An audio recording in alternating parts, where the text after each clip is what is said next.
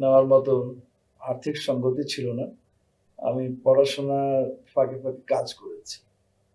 আমি ইন্টারমিডিয়েটের পর থেকেই হয়তো কিছু টুকটাক ব্যবসা করতাম, নাহলে উম কাজ করেছি। তো বিজনেসটাকে বেশি প্রাধান্য দিয়েছিলাম।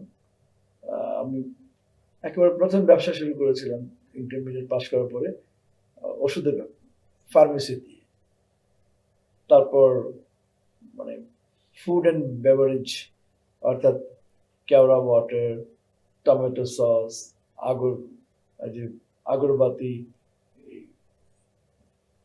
গোলাপ জল, এইটা একটা ফ্যাক্টরি ছিল। তখন আমি ফ্যাক্টরিও করি, ব্যবসাও করি, আবার পড়াশোনাও করি। আমি গ্রাজুয়েশন করি ঢাকা বিশ্ববিদ্যালয় থেকে প্রাইভেট ক্যান্ডিডেট হিসাবে। কারণ আমি তো চাকরি করি না, ব্যবসা করি। তো আমার তো কলেজে যাওয়ার সুযোগ হয়নি।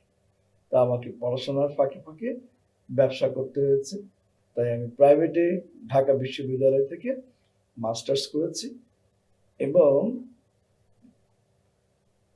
বেক্সিমপুরতে একটা চাকরি নিই প্রথমে কস্ট অ্যাকাউন্ট্যান্ট হিসেবে। তারপরে পোস্টিং হয় চিটাগংয়ে। চিটাগং বিশ্ববিদ্যালয় থেকে আমি মাস্টার্স ডিগ্রি পাস করি অ্যাকাউন্টিংয়ে।